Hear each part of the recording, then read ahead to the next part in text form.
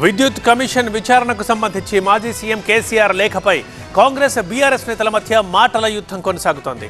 Justice Narasimha Reddy విచారణను కేసీఆర్ వద్దన్నారంటే అవినీతిని అంగీకరించినట్లేనన్నారు మంత్రి కోమటిరెడ్డి వెంకటరెడ్డి. అయితే విద్యుత్ కమిషన్ని మేము వ్యతిరేకించడం లేదన్నారు బీఆర్ఎస్ నేత జగదీష్ రెడ్డి. జస్టిస్ నరసింహారెడ్డి కమిషన్ నుంచి వైదొలగాలంటూ డిమాండ్ చేశారు. విద్యుత్ కొనుగోలులో అవకతవకలపై ఏ విచారణకైనా సిద్ధమని చెప్పారు. కమిషన్ విచారణ తీరు సక్రమమైన మార్గంలో జరగడం లేదన్నారు. నిజాయితీకి మారు పేరు భారతదేశంలో ఎల్ నరసింహారెడ్డి. ఆయన గురించి కేసీఆర్ గారికి తెలుసు. ఎందుకు వద్దంటున్నా అంటే మొత్తం నరసింహారెడ్డి గారు ఎవరికి ఇంటోడు కాదు, వాస్తవంగా పోతాడు. జైలుకి పోయేది ఖాయము. 15,000 కోట్లు ఇవాళ 30,000 అన్నారు, 45,000 దాటింది, ఇంకా 15,000 పెరుగుతుండొచ్చు. ఈ చర్చ జరిగినప్పుడు సవాలు విసిరింది. దమ్ముంటే వేయి అని చెప్పినందుకు ముఖ్యమంత్రి గారు నాకు జగదీష్ అంటే వాగ్వాదం చూసి వచ్చి లోపలికి వెళ్ళి వచ్చి మాట్లాడి ఎంక్వైరీ చేసిండు.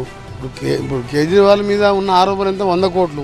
IVF ఒక అధునాతన సంతానోత్పత్తి చికిత్స. అనేక దంపతులకు తల్లిదండ్రులు కావాలనే వారి కలను నెరవేర్చుకోవడానికి సహాయపడుతుంది. ఈ రోజే OSS ఫర్టిలిటీని సందర్శించండి. 100 కోట్లు ముడుపు తీసుకున్నందుకే కవిత కేజ్రీవాల్ జైల్లో ఉన్నారు ముఖ్యమంత్రిగా. ఈయన మాజీ ముఖ్యమంత్రిగా 20-30 వేల కోట్లు యాదాద్రి ప్లాంట్లో దోచుకున్న తర్వాత ఆ కమిషన్ రిపోర్ట్ ఇచ్చిన యాక్షన్ తీసుకుంటారా లేదా? ఆ భయానికి వద్దంటుండు.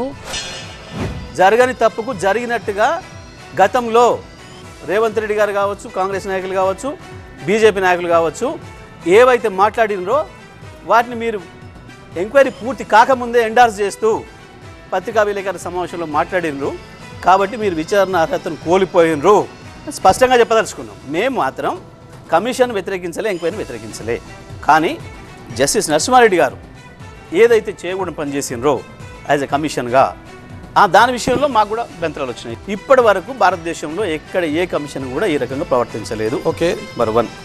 రెండవది, ఎంక్వైరీ ఏదైతే మ్యాటర్ మీద ఎంక్వైరీ జరుగుతుందో దానికి సంబంధించి ప్రజల్లో ఒక తప్పుడు సమాచారం పోయే పద్ధతుల్లో మీరు పత్రికా విలేకరుల సమావేశంలో మాట్లాడినరు.